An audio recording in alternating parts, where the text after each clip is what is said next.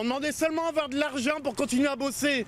Et finalement, ça va coûter plus cher de virer les gens que de les garder pour travailler. Bah c'est beau la France, c'est beau. Les salariés de Sifrance étaient venus de Calais pour appuyer le projet de coopérative ouvrière défendu par leur syndicat maison, la CFDT. Mais sans surprise, le tribunal de commerce a finalement jugé l'offre de reprise non recevable par manque de trésorerie. Les 880 salariés côté français et les 130 de la filiale britannique se voient déjà pointés au chômage. C'est un gâchis énorme, un gâchis tout d'abord social, 1010 suppressions d'emplois dans les 15 jours qui viennent, un gâchis économique pour le Calaisis bien évidemment, et puis bien entendu je pense aux travailleurs qui nous attendent dehors, un gâchis humain considérable. La journée avait pourtant bien commencé avec l'annonce par Eurotunnel de son ralliement au projet de reprise. Un ralliement visiblement trop tardif pour les juges, vu l'urgence de la situation.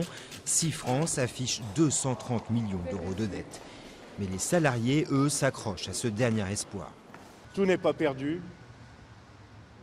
Eurotunnel a pris position pour la SCOP ce matin, parce que, comme nous, ils luttent contre l'Holocauste, ils luttent contre le dumping social, ils luttent contre des armateurs qui vont ramener des marins sous-payés de pays étrangers. La décision du tribunal ne représente sans doute qu'une étape de plus dans un dossier devenu hautement politique à l'approche de la présidentielle. Depuis Berlin, le chef de l'État a une nouvelle fois voulu montrer son implication personnelle dans le dossier. Je crois pouvoir dire qu'il y aura une solution crédible, en tout cas c'est ce sur quoi nous travaillons, pour tous les salariés de Sifrance. Une nouvelle rencontre est prévue mardi entre les ministres en charge du dossier, les représentants du personnel et le liquidateur de la société pour faire de nouvelles propositions.